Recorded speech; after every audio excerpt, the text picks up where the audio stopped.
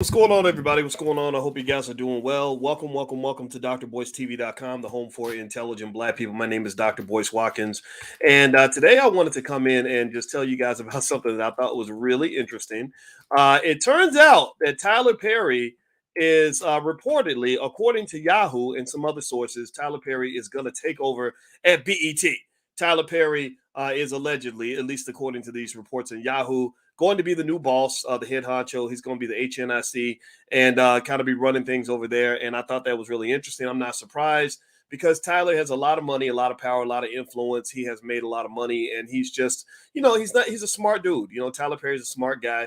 I think he's pretty pro-black, very pro-black. And now, just mind you, though, just so you know, at some point, when I give critiques or give an honest assessment of things, I don't see anything as black and white, right? So while I can certainly say that Tyler Perry is a guy that I define as pro-black and intelligent, we all know about Medea, right? All of us know how Tyler got that $1 billion. We know that, in a way, Tyler, you got to admit, you kind of cheated a little bit. You kind of did the step and fetch it routine. That is something that is a tradition in Hollywood. The minstrel show, the black man either playing the beta male as the white guy sidekick or playing the female, putting on a dress. I remember Dave Chappelle got kicked out of Hollywood because he wouldn't put on a dress. So as we get excited about somebody making money, I think it's really important that, again, because I'm an expert on money. Money is what I do. It's very important to always ask yourself, how did you make your money? Because all money ain't good money, right? So I'm not going to say Tyler Perry's money is bad money, because I think the good can outweigh the bad. And I'd be curious to know your assessment on this. But I think it's very important to look at the nuances of this before you just get excited about somebody's accomplishment. You also have to look at exactly how that happens so you can reverse engineer whether or not that is something that works for you. So anyway, do me a favor as you come in, please hit the thumbs up button, thumbs up, share, subscribe. You're watching drboycetv.com, the home for intelligent Black people. My name is Dr. Boyce Watkins. I will never be worth $1 billion. I will never own BET because I can't put on a dress. However, we do reach 1 million Black people a week, and we reach intelligent Black people, which means that some people love us, some people hate us, but it doesn't matter because I love you, and our goal is to have open conversations, and we put our community first. So if you're in that philosophy, if you believe in that idea, put a B1 in the chat. B1 is what we believe in. All right, so let me ask you all, just simple yes or no in the chat. How many of you are happy that Tyler took over BET? How many of you feel that Tyler taking over BET is a good thing? Give me a yes in the chat if you feel that Tyler Perry running BET, that's a win for Black folks. That's a win for everybody. We should be celebrating Tyler's acquisition of BET. What do y'all think? I'm really curious to know what the community thinks because let's just be clear. Tyler, unfortunately, there's a little bit of a mixed legacy. I only talked to Tyler on the phone one time. I talked to him one time. He called me. I don't really call celebrities ever, but sometimes they call me. So every now and then somebody will text me and say Ice Cube wants to talk to you. I'm like, Ice Cube, that's one of my favorite rappers. What do you want to talk about? Or Tyler Perry's on the phone. That's what my assistant said. I said, Tyler Perry. You mean Medea? What Medea want with me? I don't know Medea. So we talked on the phone, and let me tell you what happened. So when I talked to Tyler on the phone, we talked about 15, maybe 20 minutes. He is a very nice guy. He is a very nice guy. Let me say this. I liked him a lot. I really did. I felt like he was a nice guy, and I appreciated. I felt like he had a good heart. Like I like people with good hearts. So that's one thing I do like about Tyler. I want to make sure I say that so y'all don't think that because I talk about the Medea dress that means I don't like the guy. I liked him as a talked maybe 15 minutes, and the day before he was on the cover of a magazine where he snuck up on the white folks in Hollywood, and he literally appeared on the cover of a magazine. Anybody else remember this? Where they said he was the highest paid person in Hollywood. Anybody remember that? When Tyler was on the cover of one of those Hollywood magazines. I don't keep up with any of that. And but he was on the cover of one of these magazines as the highest paid person in all of Hollywood. He made $100 million the year before. And all these people, all these white folks were like, where did this guy come from? Who is this guy? Why don't we know him? How did he sneak around and make this much money without getting our approval? And what I realized with Tyler was, and one thing we talked about his interesting conflict at the time with Spike Lee. If you remember, Spike Lee had a lot of issues with Medea, and again, I think these criticisms need to be laid out. Because I think it's very important that you stop co-signing on stuff just because somebody made money. Did I sound like I got a little triggered by that? Y'all got to forgive me. one of the things that we got to stop doing as black people is just getting excited because some Negro made money. I'm not saying Tyler is some Negro. He's clearly not. And I'm talking about him. I'm talking about you got rappers out here that make money by literally glorifying drug dealing and murdering black people. You don't celebrate that. Not if you want to live, not if you care about yourself. So stop just celebrating stuff just because somebody makes money. Well, anyway, so these critiques have to be heard, and it's hard for me. This is why I don't have any friends. I ain't really got no friends. The reason I don't have any friends is because I come from academia, and in academia, that's what we do. We will love your work, but critique you. We will still find something in your work that could be debatable or could be made better, right? So that's what happens. So people, so then I go out into the real world where people either define you as a lover or a hater. Either you co-signing on everything somebody does, or you just a hater, right? So I get called a hater a lot because I don't co-sign on anybody 100%. Nobody. I just got off the phone with Professor James Small, who is one of the most important members of the team for this great show called Godfather of Harlem. And we were talking about Malcolm X and what happened back then with Malcolm and the nation and everything else. And Malcolm's one of my greatest heroes of all time, but so is Farrakhan. But if you ask me to critique Malcolm, I could easily critique some mistakes Malcolm made. But he's my greatest hero. So if I can critique my greatest hero, then I'm going to have a critique on Tyler Perry, because I don't think that a black man who doesn't put on a dress should compare his income to the black man who put on the dress. Do you understand what I'm saying? The actor who doesn't, who won't do certain things, shout out to Dave Chappelle, shout out to in Idris Elba and others. It's gonna make a different income from the actor who says, where you want it, boss, how you want me to do this. Now, Tyler's not in that category, though. He's not in either category because Tyler is his own boss. Also, I'm convinced that Tyler is pro-black enough that he could do a great job with BET. Let me just say that. If you're going to walk away with something, walk away with that. I think Tyler is an upgrade to what we had before. Before on BET, we had this pasty old family, the Sumner Redstone family. I think they're from the Jewish community. No disrespect to the Jewish community at all, but y'all ain't got no damn business running a network called Black Entertainment Television. Y'all got as much business running Black entertainment television as I have running Jewish entertainment television. And I know that Jewish people, they got common sense. They smart enough to know that you would never let my black butt run Jewish entertainment television and then tell Jewish kids that this is your culture. BET ran an ad like that. They literally ran an ad for the BET Awards where they were like, "This is the culture. This is the culture." I'm like, whose culture? You could take that culture and shove it up your ass. That ain't my culture. This is pimping and hoeing and killing and shooting and drug abuse and a drug addiction and hating yourself and ignorance. That ain't my culture. That ain't my culture. Now, maybe there's some other people you can trick. Maybe some other people that'll fall for the banana in the tailpipe, because they always trying to stick their banana up your tailpipe, black man. They always got a big banana they gonna shove up your tailpipe. You ain't putting the banana in my tailpipe. I'm not falling for that. That's not my culture. So how dare you, Sumner Redstone and all the rest of these white people on this picture, how dare you even come out and try to act like you have the right to shape my culture? You have as much right to shape my culture as I have to shape your culture. And you and I both agree, I have no right to shape your culture. However, you think you have the right to shape mine. That, black people, is called white supremacy. So this goes back to Tyler. This is why um, I'm actually happy that Tyler is the boss of BET. He's better than Sumner Redstone. I also think Tyler is a person who does care about, people, right? Now Tyler, some of the things he does are a little bit curious. Like, anybody remember when anybody remember when Tyler Perry took a picture of his writing room, his writer's room, and he was the only person in the room? Like, he literally was the only person in his writer's room, which means that if he does a show with 8 characters, he's literally playing every single character. Anybody remember that? And some of my friends, I have a lot of friends who are Hollywood writers and directors and stuff, like Madam President, who actually, I think she worked at Tyler Perry Studios at one point. She worked at Oprah Studios, everything else. One thing that her and others have brought up is that Tyler has done a really good job of marketing Tyler, but someone would critique and wonder, have you marketed other people as much as you marketed yourself, right?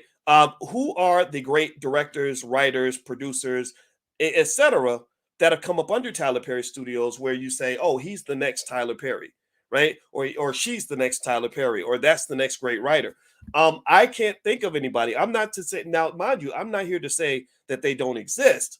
I'm just here to say that I don't see them. I don't see them as I see Tyler all the time. I don't see a Tyler Perry protege popping out very often, right? And I wonder if that's something that is going to be addressed as Tyler kind of moves into this role, as kind of running BET, because when you're running a network like that, there has to be a double, even a triple bottom line. You cannot on any planet run a network as important as BET with a community that is as fragile, as emotionally fragile as the Black community, that has as many issues as the Black community, that's trying to overcome as many struggles as the Black community. You cannot run that entity as a purely capitalist entity. You cannot make money the only motive behind every single thing you do, because if you do, you're going to destroy Black people. You're going to destroy the Black community. Just unfortunately, the Bob Johnson, no disrespect to Bob, but Bob, what Bob did when he owned BET, people still struggling under what Bob Johnson did with BET.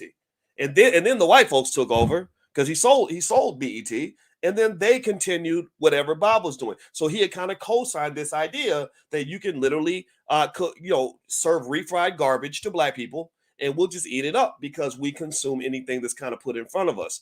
And so that's the kind of the interesting assessment with Tyler. I'm going to keep talking about this, but before I move on, do me a favor, please hit that thumbs up button, thumbs up, share, subscribe, and also you're watching drboycetv.com. We are on Spotify, so if you want to look up the Dr. Boyce Breakdown or look up my name on Spotify, I am on Spotify. Also, I'm going to be speaking this week in Illinois near O'Hare Airport, Thursday and Friday. Or Thursday, actually. The conference is till Friday. And also, I'll be speaking in Seattle, July 8th. You can find out more information at boycewatkins.com. And the All Black National Convention is going to be in Atlanta at the Marriott Marquis Hotel on October 20th. I just spoke to Professor James Small. He's coming. There are a lot of other great people coming, wealth builders, educators, smart people from all walks of life, therapists. We're going to bring people together that have one goal in mind, and that is to make the Black community outstanding, to make our B1 community excellent. We want to be a model. We don't want to be catching up to anybody. We don't want to integrate. We're not trying to become equal. We don't talk about equality. We talk about excellence, excellence, excellence, doing your best, loving your kids, building your family, building your community, building your businesses, owning your assets, and getting ahead by any means necessary. If that's what you're about, then feel free, go to Boyce, either boycewatkins.com, there's info there, or you can go to allblacknationalconvention.com. That's allblacknationalconvention.com. It's not about me, it's about all the people that'll be there. We're going to have probably about 40 speakers and panelists, so you're going to have a great time. All right, so anyway, let me keep going here. Let me move on. All right, so Tyler Perry, as we mentioned earlier, he's now going to take over, allegedly. This is according to a Yahoo report. I read it on Yahoo Finance, so if it's wrong, then sorry, Tyler, I apologize for getting it wrong, brother. That's what Yahoo is reporting.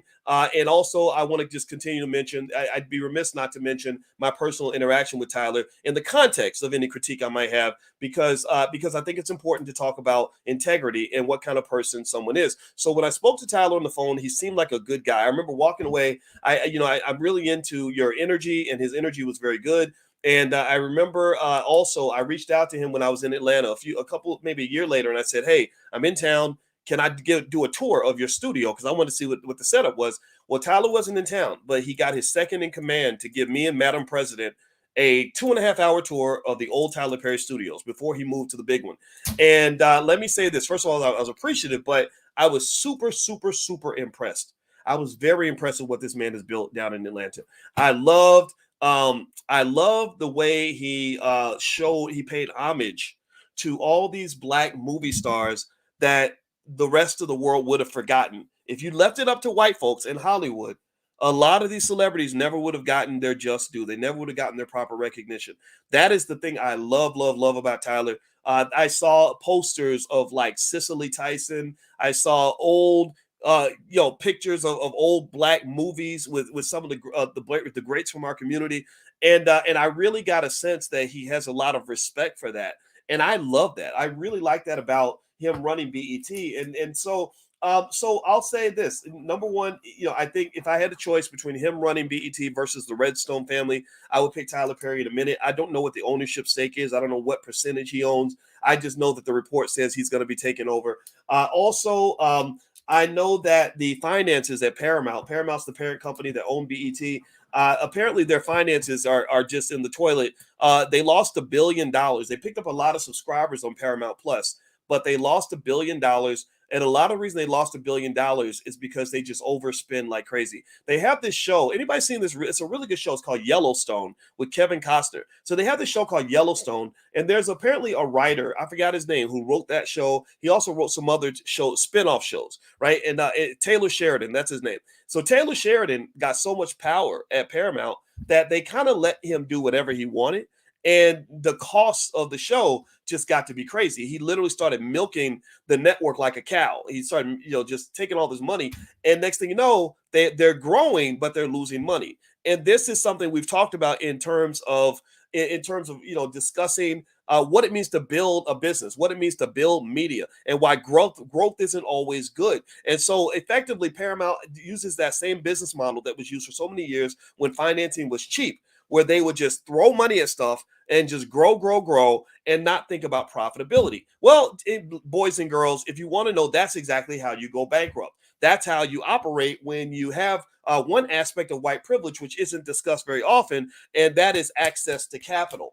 That is access to capital. White folks have access to capital. Black people don't. So they can raise $1 billion, go do a bunch of crazy stuff, and then the business don't work out. They declare bankruptcy, start over again somewhere else. Donald Trump has done it about 10 times. Tyler Perry didn't have that luxury. This is the part of Tyler Perry's story that I share with my 12-year-old who's going to be an actress. I spend a lot of time in LA. By the way, if you live in LA, I'm going back to LA. Our investment club is in LA. I'm going to be back to LA in I think late July. So just stay tuned. Make sure you get on an email list or something. I'll let you guys know when I'll come to LA. But anyway, I know a lot of actors, actresses, and filmmakers in LA. And one thing I can say to you is this: Los Angeles is interesting to me, and I think it's really beautiful that Tyler got away from LA and actually started developing things in Georgia for a couple reasons. One, Los Angeles and LA is more of a Jewish kind of outfit. Like the Jewish community did a great job of building Hollywood in their image and with their agenda and their motivation. Black folks are kind of the stepchildren of Hollywood. Black actors and actresses come in there with boatloads of talent. Black people, I mean, ain't nobody got more talent than us. Nobody's better than us at damn near everything. We are the best on earth at damn near everything that we do. So you give away all your talent for free, and because they don't create enough opportunities for you, you end up wasting that talent. You end up thinking the talent is worthless because somebody did not scoop you up, give you some money, and put you on TV. That's literally it. If someone had scooped you up, gave you money, and put you on TV, then you would say, look, mama, I made it. I'm successful. But because you haven't been stamped on the head and validated by white folks, because white folks have not seen you, you feel like you're not worthy of being seen. That is a cardinal sin. That is that is a crime. That is a crime punishable by spiritual death, in my opinion, because you have no idea how many super talented Black actors, actresses, filmmakers, directors, and producers I have seen who never got their big shot on TV, never made their $10 million, and feel like all their hard work was put to waste. I think it presents an opportunity. And what I like about Tyler is that Tyler has helped to facilitate the idea that Atlanta can be one of these hubs, an entertainment hub, where you can build a multi-trillion-dollar industry similar to what they built in Hollywood, except it's going to be better because it's got Black people on it. Everything we touch turns to gold. Everything built in our image is just beautiful. Seriously, it's beautiful because we just so pretty with it. We just so skilled with it, right? So in Atlanta, you're seeing scenarios where Tyler, again, as much as I got to be honest about the Medea dress, I'm not you're not gonna see me wearing no dress. You're not. I'm just not gonna do it. But as much as I can critique the dress, I can also train my daughter on the fact that Tyler Perry is one of those guys that I believe has manifested himself into being what I refer to as an economic god.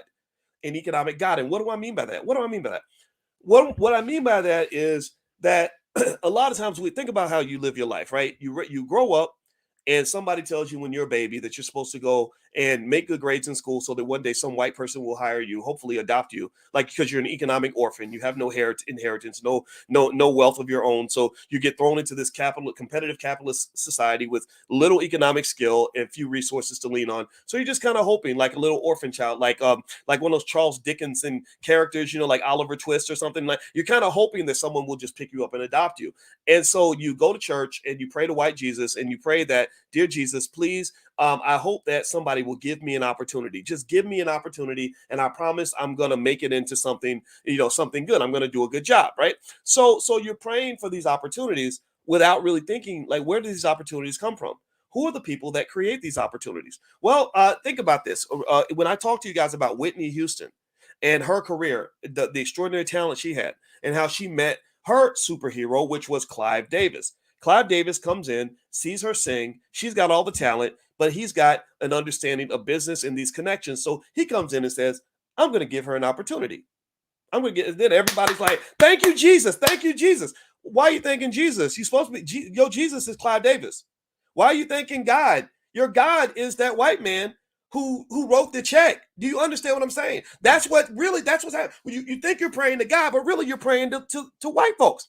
Seriously. So ultimately, what I will say to you is that the problem that you have is that maybe due to a lack of confidence, which translates into a lack of training and preparation. The number one rule I give my kids is that preparation is the key to success. Battles are won before they begin. So I tell them, you got to prepare. If you're not prepared, then expect to lose, right? The Denver Nuggets prepared to beat the Miami Heat. Had they not prepared, they would not have been NBA champions. So with that being said, you run into, you're praying to your so-called economic gods. You're praying to the people that you're hoping will give you an opportunity, and you don't even think, well, where do these magical opportunities come from? Do they come from heaven? Did they get delivered by a stork? Or did some white guy who runs a business say, I'm going to create this job and give you an opportunity? Well, the same thing that he does, the same way he gives you opportunities, you also have the ability to create those opportunities. If you remember Clive Davis and Whitney Houston, let's use those two as an example. Clive Davis did not have to be extraordinary in order to be in the same room with a Whitney Houston. He did not have to be one of the best vocalists on the entire planet. He did not have to go to church every Sunday and choir rehearsal 4 times a week to get his octave just right. He didn't have to practice until his throat was sore. You know what Clive Davis did? He went to law school and learned how to run a business. He looked into his culture, the Jewish community, and learned how to set up distribution and monetization of a product, which that product is you. You are the commodity. Whitney was the product, right? Whitney's voice was the product. He understood the business side, which allowed him to sit in the room with Whitney Houston. So what I'm saying to you is the one thing that you got to give Tyler Perry credit for. This is why I introduced my 12-year-old, who's an actress, singer, dancer. She does all that stuff, and I'm taking her to Atlanta because I want her to be in some of these movies that my friends are making because she's just built for this. And I said, one thing I don't need is I'm not going to have you out here selling your body to get an opportunity. You ain't gonna be on nobody's casting couch. I'm not gonna have you out here begging. I'm not gonna have you out here left out in the cold. Let's study Tyler Perry and how Tyler Perry was able to manifest himself into an economic god. Tyler Perry is the guy that if you're an actor, actress, writer, producer, director, you want to be nice to him because he's the guy that can create the opportunity that gives you a chance to manifest your skill. The reason people kiss Tyler's ass and can look past the fact that he put on Medea dresses for 12 years is because this brother, shout out to him, God bless him for this, has figured out how he could be the boss that's controlling and running things. So ultimately, what I want you to do with your kids is understand this is a transferable skill. This is doable. My PhD's in finance, by the way, for those who are new, so you understand where this is coming from. You have the same ability to create children that become economic gods. It just requires a shift in your thinking. It requires some preparation. It requires a little discipline. And it requires, as Professor James Small was telling me on the phone just now, it requires that you incorporate and inject your economics into your culture. You must create a culture that is built on economic power. If you do that, everything changes. All the racism and everything, yeah, it's there, but Tyler Perry ain't gonna get pulled over and shot by the police. It ain't gonna happen to him. It's just not. Seriously. He's flying airplanes. I fly airplanes. I'm getting my pilot's license. I thought it was fascinating that he has a runway at his house. And I told my wife, I said, we should get a runway at our house. She's like, well, you don't have Tyler Perry money. I was like, shit.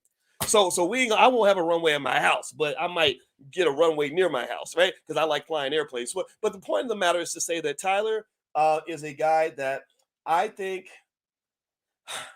if you're going to pick a black person in entertainment to run BET, and you got to pick, say, between Tyler and, say, 50 Cent.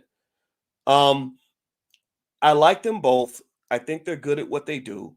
I like Tyler more than 50 Cent. And the reason is because, at least Tyler is family oriented. The multi-trillion-dollar asset they stole from you as black people was your damn families. When they tore your families to pieces, they just killed your wealth, they killed your spirit, they killed your hope, they killed your possibilities. They created an infinite number of mental health issues, mental illnesses that exist all throughout your family. And I'll never forget when Tyler said to me on the phone that one time we talked, he said Medea is one of the ways that he tries to give therapy to black people. He said that when people laugh, they are more receptive to the information that they need in order to grow and overcome what they've gone through. And so his argument for Medea, which you can take it for what it's worth, was that that was his opportunity to speak to those of us who are hurting inside, who somehow think that there's a stigma attached to getting a therapist. And I just want to encourage you to let go of that stigma right now, unless you want to continuously walk around blind, deaf, dumb, and crazy. There's no bigger stigma than being the crazy person in the room. There's no bigger stigma than ruining every relationship you've ever had. There's no bigger stigma than being alone and broke and struggling because you never dealt with all the trauma you experienced that you should have never gone through, that never should have happened to you. So you got to confront these things, black people. It's very important. So in conclusion, let me say this. Tyler, congratulations on BET. I'm curious to see what he does with it. I know that there is the objective of making money. He has to make money. He can't just run the network and just do everything righteously, right? He can't run it as if money's not important. It's going to matter. I'm sure we'll see Medea, right? It's just here. I can't say I watch Medea movies, but I can say that, when Tyler makes a movie about black family, I can watch a movie like that, like Idris Elba. And again, I think it's very important to kind of look at things in a more nuanced fashion where you take the stuff you want and then you can leave the stuff that doesn't work for you. So Idris Elba, a guy I respect, he said that he did Daddy's Little Girls. And from what I recall reading, it seemed like he had implied that he didn't have an interest in doing some of the other movies by Tyler, but he did do Daddy's Little Girls because he understands the importance of black fathers. Okay, that's good. So I'll be curious to see how this plays out. I think that this is a big win for him. I think he's going to keep on making money. He knows how to do that. I hope that he creates another 10,000 millionaires and billionaires as a result of this. And I think he's developed a legacy that's going to last for the next several hundred years. So shout out to Tyler. I wish you the best. I hope that this important sacred responsibility is taken as seriously as I expect it to be, and I don't have any reason to believe that it won't be. So anyway, guys, that's it. My name is Dr. Boyce Watkins, and if you want to follow this podcast on Spotify, just look up my name on Spotify. Also, if you want to join me, I'm giving a speech in Illinois this week, and also I'm going to be doing a deep dive training in Seattle on July 8th. Also, we got some other cities we're going to soon. I know I'm going to be in LA soon, New York soon, and also the conventions in Atlanta in October. So we got a few other events as well. I can't remember them all right now. But if you want to keep up with those things, just go to my website, boycewatkins.com. I also have a free training you can take a look at called How to Make Money Without Working. That's also at boycewatkins.com. And my new book is called The 10 Commandments of Black Economic Power. It's an Amazon bestseller. So feel free to go to Amazon and take a look. So God bless you guys. Thank you so much for listening. It's always a pleasure. And I will see you all soon. Take care now. Peace.